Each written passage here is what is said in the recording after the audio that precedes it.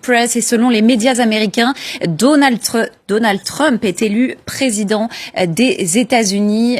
Voilà, c'est officiel. Maya Anaïs Yatagen, vous pouvez nous le confirmer?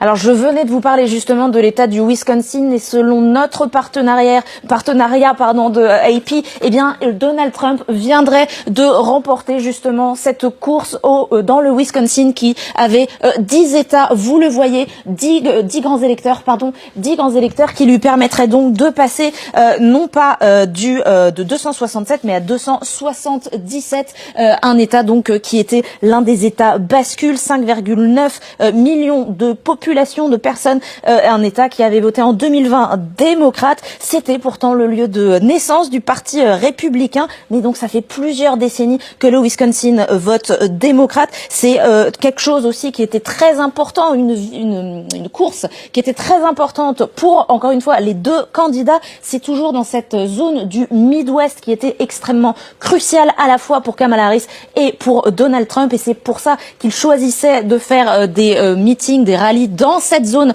du Midwest pour essayer de réussir à briguer la Maison-Blanche, de rentrer à la Maison-Blanche. Et selon notre partenaire AP, eh bien c'est chose faite, Donald Trump serait le vainqueur de la course dans le Wisconsin.